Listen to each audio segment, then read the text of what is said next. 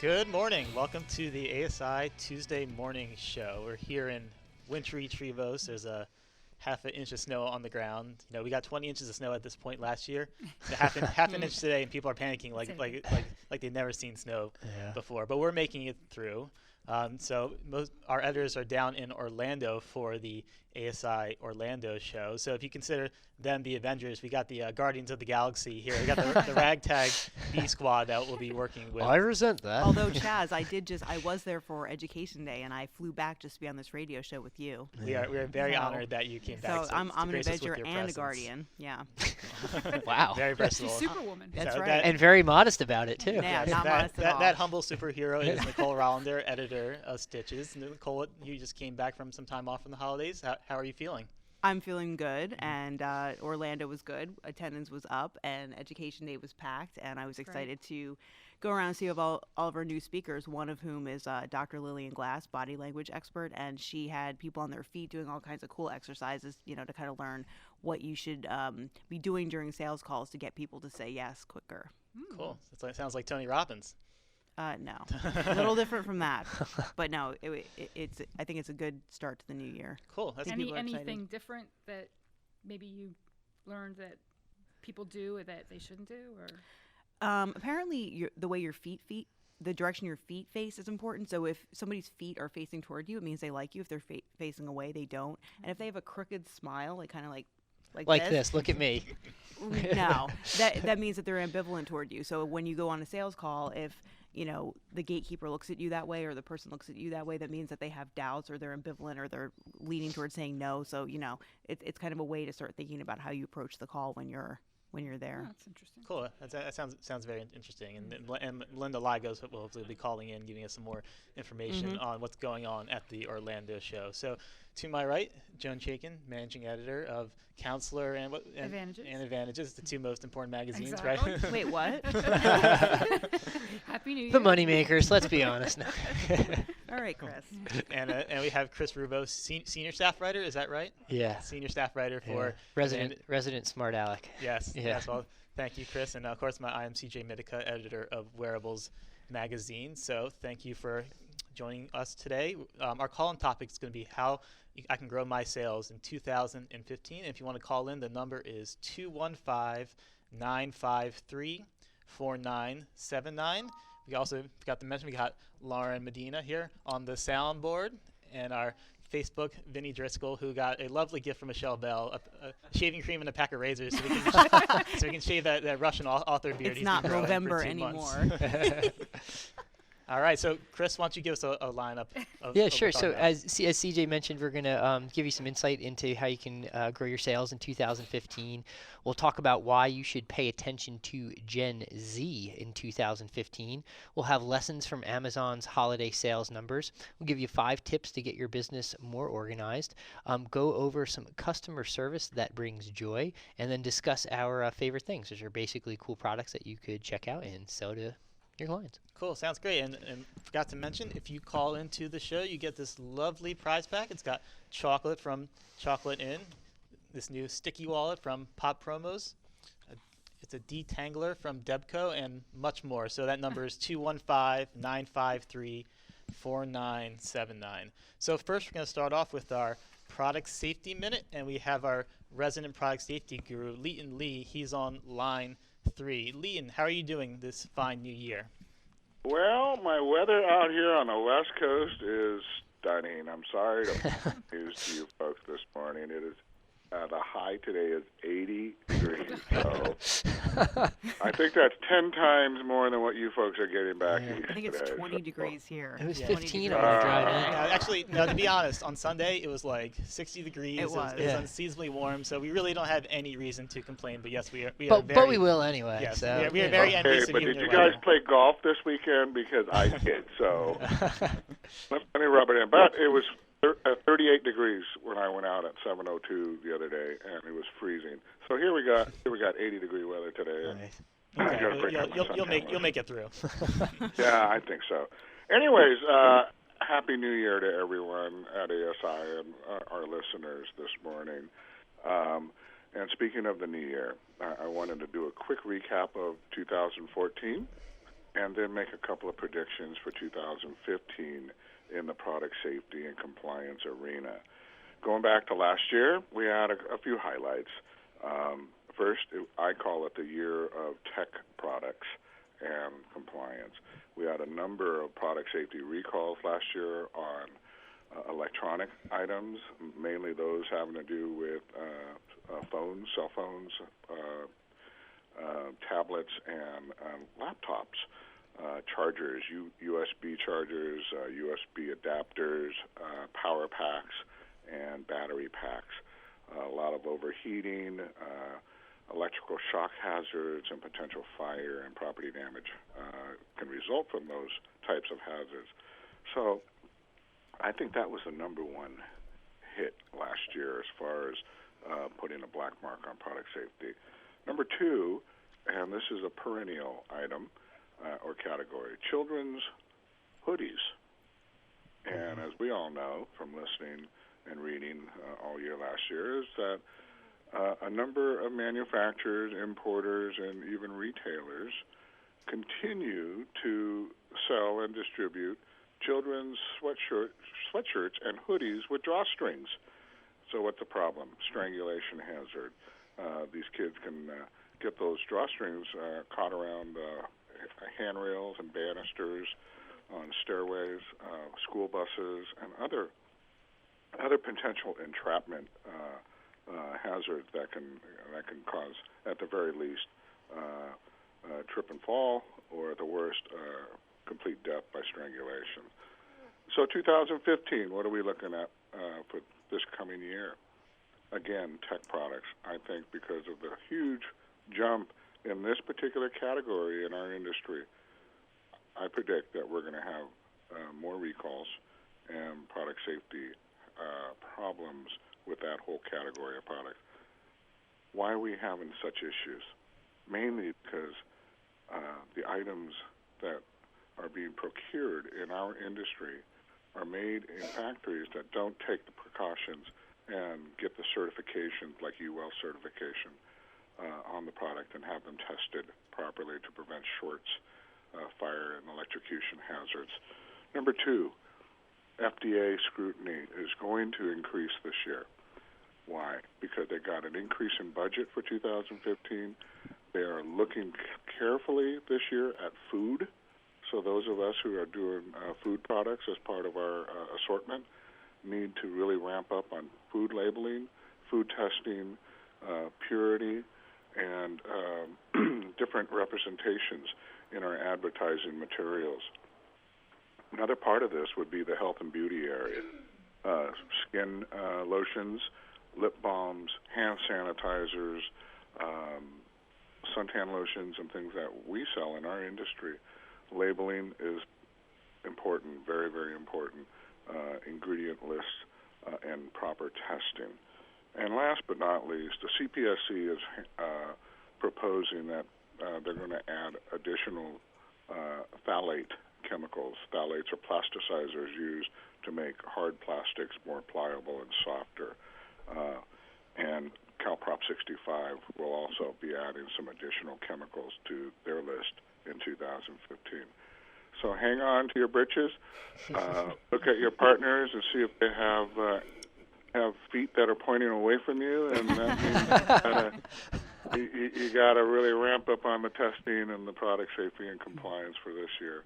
So you folks have a great day. Good luck at the show at ASI in Orlando, and we'll talk to you next week. All right, Thank you, great. Leighton. Thank you very much, Leighton. It's interesting that with the tech products, how, like, there's all these recalls going on, but, I mean, tell me if you guys agree. I think still, like, end buyers are, like, still, like, really excited to get tech products. So it's funny that the recalls are not even, like, affecting the perception about them. Yeah, I wonder how much of that information actually makes it out to that buyer, to that end buyer. Do you know what I mean? Like I think a lot of those things, while they're they're seen by us and monitored by people in the industry. I think a lot of times buyers are still not aware of them. Right. Yeah. And maybe if it's just a couple of products out of like the thousands that are Yeah, like, right. Because there's available, just so many that step in to fill the gap. you Yeah, know? no, that is an interesting point. So thank you to Leighton for his product safety minute. All right, we're going to go to the phones now. Call-in question is, how can I grow my sales in 2015? If you want to call in, the number is 215-953-4979. First, let's start off on line 2. We have Sophie. Good morning, Sophie. Happy New Year. And what's your question? Hi, Happy New Year to you as well. Thank you. So my question is, basically, I've been in the business for a couple of years now, and I do I do okay, I do decently, but this is the year I kind of want to take things to the next level. So, my question is it better for me to focus on the clients I already have and get more sales out of them, or should I be reaching out more to new clients and trying to get, new sales from them? Okay, interesting question. Is there anybody here that works for a sales magazine? Anybody here that works for a sales magazine? I had an answer prepared, CJ, even though Okay. I work for Stitches magazine. But Okay, maybe there's she would sales be involved. You sales, sell things, so.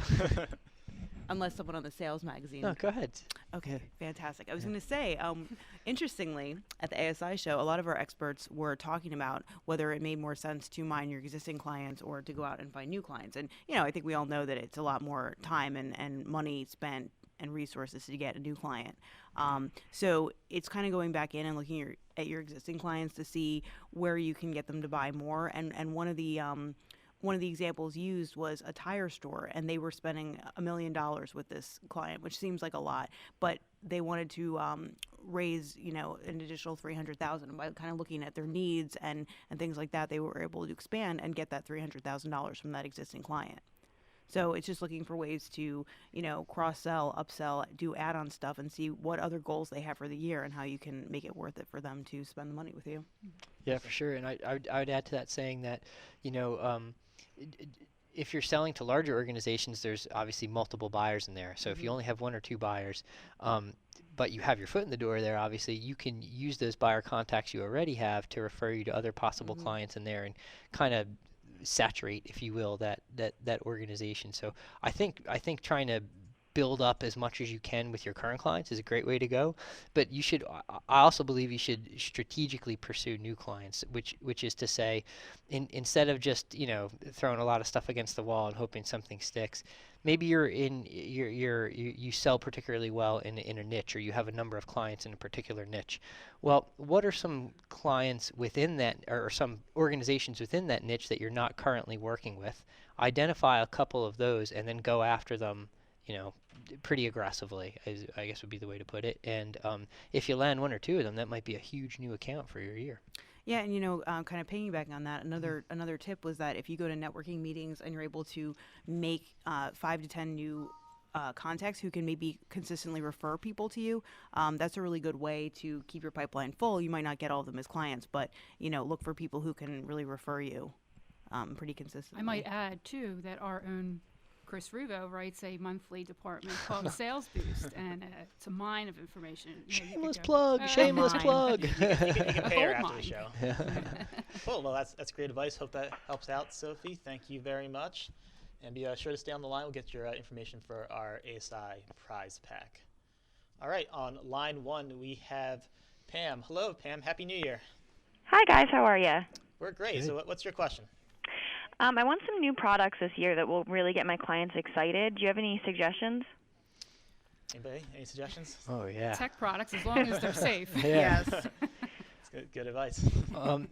Just in keeping with the tradition of shameless plugs, the mid-December issue of Advantages has a whole wealth of product showcases, and more or less everything in there is going to be new products or relatively new products that are kind of emerging. And one that I thought was really cool it's from Hat Trick, is the name of the supplier. I forget their ASI number, but it's called the 6-in-1 Golf Divot Tool, and it has, obviously it has a divot fixer in it, but it also has like a bottle opener, a can tab popper, a cigar holder, and a couple of other things that make it like the all-purpose tool for a guy who's out, on the links, maybe enjoying a drink or And just smoke. having a nice Saturday afternoon, as it were. And we know golf is a huge category in the industry, and this is just it's a relatively inexpensive product too. And I know it's gaining in popularity, and I expect that to continue. So if you have any golf related clients or events, Multifunctional yeah, products are check great. that one out. Yep. So that would be one. Cool. Great. I was just make a couple suggestions. One, another shameless plug in wearables. We have our new product guide for January, because a lot of suppliers revealed their new products for 2015. So a couple of the items you can see in there, you're seeing actually a lot of gingham in the industry now. It's become very popular in retail with button downs, and that now suppliers are starting to get wind of it. So you're seeing a lot of nice professional put together looks. Also on the theme of tech products, things like touchscreen gloves, which sort of marry that functionality with, if you need using your cell phones, you need something that works in the winter. You're starting to see the products like those in the industry. So I really think there's a number of neat new products that you could find. And also feel free to go to a trade show. Like we talk about, there's just new products there all the time. It's happening in Orlando, but if you go to one of our other trade shows, Dallas, Long Beach, etc., you're still going to see new products there. That'll be a great way to entice your buyers. And don't forget Joe Haley of the Joe Show. He always has interesting products and ways to use them that it's always helpful. So. Yeah, definitely. Yep. Check out the Joe Show. And Joe's not even here to plug it. So score one for Joe. So hope that helps, Pam. Thank you very much for calling in. All right. Actually, so on the subject of new products, we have a couple Facebook comments here I wanted to touch on real quick. Darwin Staker, he's at the Orlando show, and he says, after attending the Orlando show, I will be posting and emailing all of my customers about the awesome new products I have found here. I'll also offer a call to action with each touch to get things moving. Adam Brown from Motivators also talks about that January is the perfect time to present new ideas. You can send out free virtual previews and spec samples to get customers thinking about products and programs for 2015. All right, we got another question here. So on line 5, we got our favorite caller, Stanley. Hello, Stanley. How are you doing? Hey, good morning to the B team. How you guys doing? We're doing great. How are you doing? Having fun. I want you guys to, you need to go rewatch the movie Armageddon, because just remember, in the movie Armageddon, who saved the planet Earth? It was the B team that did it. Okay? So, Ain't that the truth? The B team is just there to, the A team is there just to realize the B team makes the A team look better. Okay, Thank you. B team always saves the day. The question I have is, one of the things that we're doing this year, I'm always trying to think of, what can I do? Obviously, everybody thinks about this. What can we do to make this year better than last year? And one thing that we've been thinking about, especially with what Leighton Lee said about the safety minute, and that is to use fewer vendors, better vendors, vet your vendors, get letters from the vendors, especially if you're doing a lot of importing, that they guarantee their products are what they say they are, so that you don't walk into any surprises during the year that catch you off guard by something being stuck at the port of LA or what have you. The other thing that we're trying to do is always trying to figure out, especially being a smaller distributor, what I mean by staff-wise, pretty much a one-man band like a lot of people, is how to stay out of the office and yet have your office with you. So using ESP and better presentations. But the question I had for you is how can we use, like I know you're representing the publications, but how can we really utilize these publications to turn them into sales, to turn the products into sales? How can we utilize catalogs in a better way, especially dealing with some of the younger generation? I have relationships with a lot of clients, but the people I'm dealing with are the staffers, which are now in their 20s and 30s, and it's just sometimes it's a disconnect. Any suggestions for really jumping in and working with more people better, whether it's online or in person, more efficiently? Have we got any suggestions? Well, maybe, I think the younger group, obviously, they're much more into technology and using text, finding out better ways to communicate with them. Most of them prefer texting, even my own kids that are in their 20s. I mean, I would get more information texting rather than trying to call them on the phone, or, just communicating at their level that they're more comfortable with, and the products, all those things that go along with that.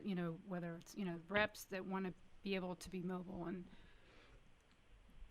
that type of that's the basic thing, I think. I mean, just the communication part of it. And I also think Skype is another thing. I haven't used Skype too much for work, but I've started to do it a little bit more because I, meet people who would prefer to Skype. And, since I look for speakers for our shows, it's helpful to see them face to face and see how they present themselves. So that's another thing that, you might be reluctant to do it, but I find that people seem to be more into it, and you make that connection because you're actually able to see their face. Mm-hmm. So I like the idea of, I was reading something the other day of, we already know video marketing is very relevant.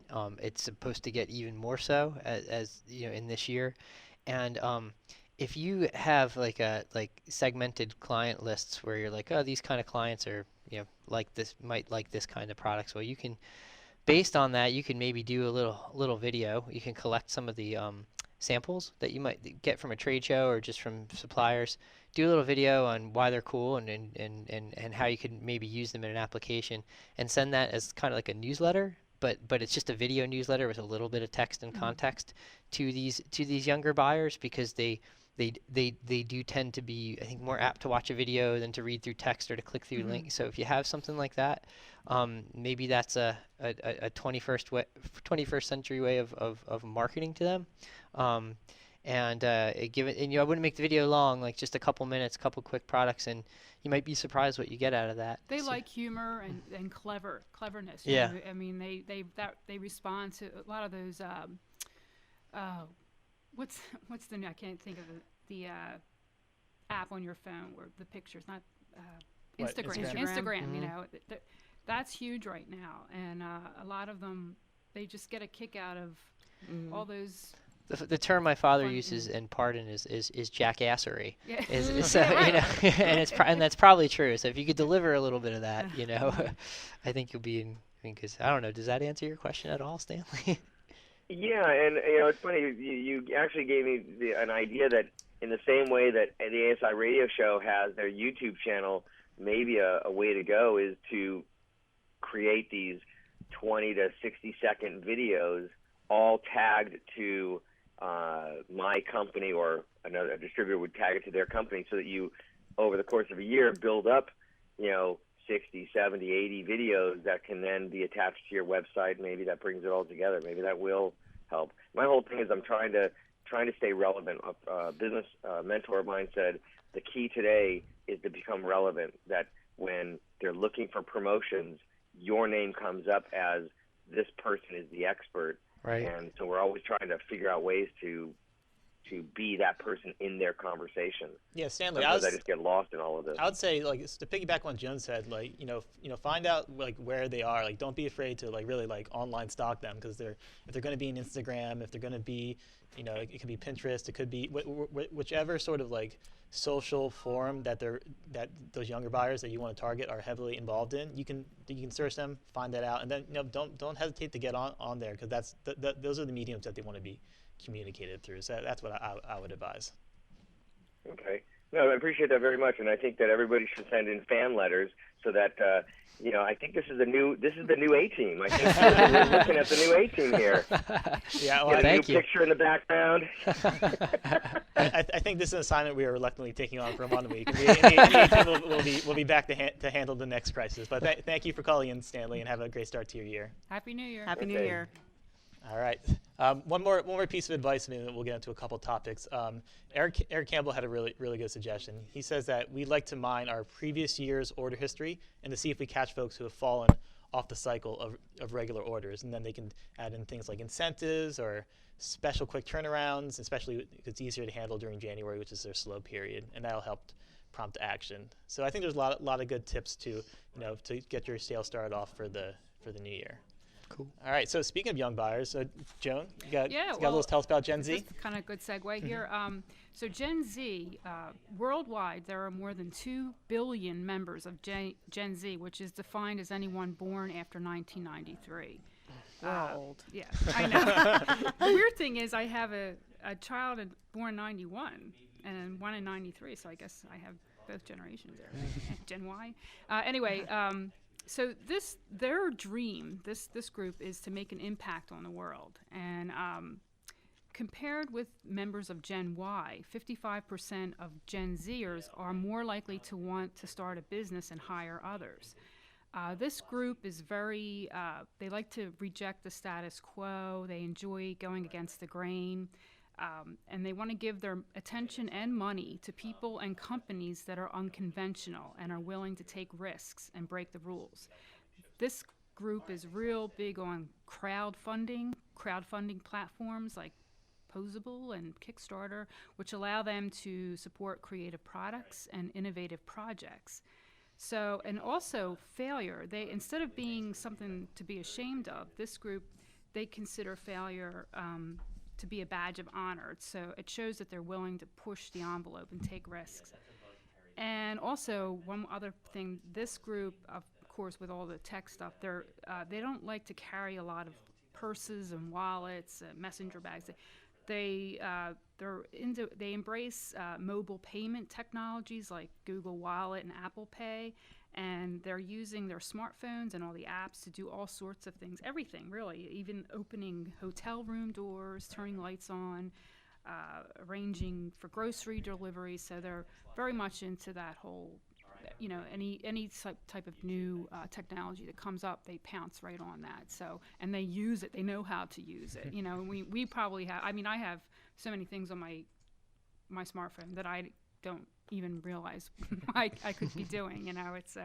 But anyway, so that group that's always something to keep in mind, as we were telling Stanley, that this group is obviously on the cutting edge when it comes to technology, and they want to use all the products that go with it, and it's a big group, so obviously it's something, they're a force for business today. It's interesting that our industry has so much hand-wringing. How are we going to appeal to millennials? How are we going to get the millennial buyer? Yet there's already another buying group that's already coming into power, and so it's just interesting how quickly that turns over.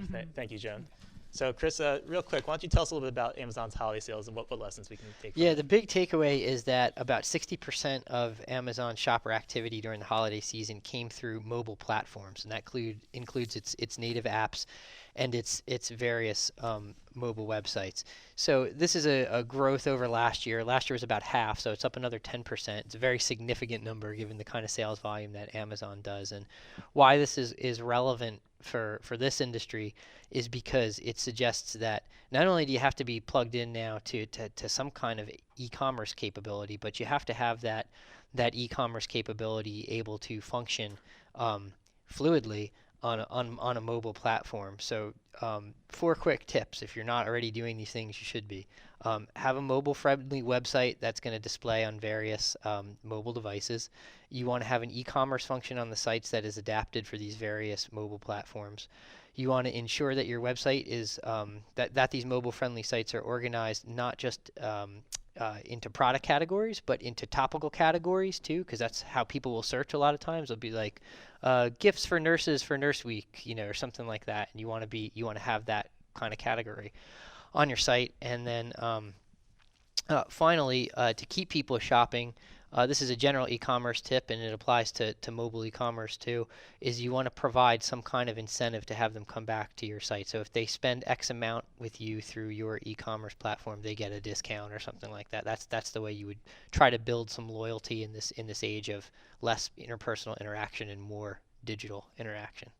Cool, great. Well, thank you, Chris. So, got a couple minutes. Let's cover our favorite things, Chris. Since we're still with you, what's your favorite thing? All right, I picked.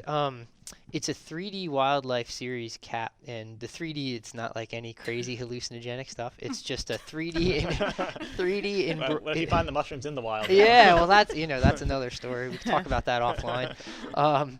It's basically it's from Dry Duck. And what it is they do like these really beautiful, like embroidered animals and natural scenes on the side of their caps, and it's absolutely perfect for hunting, fishing clubs, manufacturers, outdoorsman shops, or more blue collar kind of audiences. And I said it's from Dry Duck. It's a Dry Duck product, but the supplier you could get it through in the industry is Americana Sportswear, and they are ASI number 35722. All right, Nicole. Well, this morning my coffee mug, which I love, they take in the car, was leaking all over me. So I found this cool coffee mug. It's black, it's sleek. I call it the rock and roll coffee mug. So it's got these studs on the top of it, but it's customizable. It's from River Sourcing Inc. ASI 82598, and it's got those kind of rhine studs on the top, and it can be screen printed. And of course, I prefer black, but you can get it in lots of other colors for your clients. So that's always a nice thing to hand out because people use it every day, and you get lots of visual imprints. Nice. You're wearing a Guns N' Roses shirt. I am. I think Axl Rose would definitely drink out of yes, that coffee we could have our coffee together. Absolutely. All right, great. Joan? And I, of course, perfect for this morning. It's a scraper, a hand scraper, but it's also a glove all in one, hand warmer, and I have this cheap dollar store thing, and I was like, gosh, wish I had that. But anyway, this is from Yankee Trading Company, ASI 98766. All right, great. Well, thank you. I think that's all the time we have for today. Thank you to our callers, and thank you to Eric Campbell, who will win our $25 Visa gift card. Thank you to Leighton Lee, and be sure to tune in next week when the A-Team will be back in studio. Thanks. Go B-Team. Thank you, and have a great day. Okay.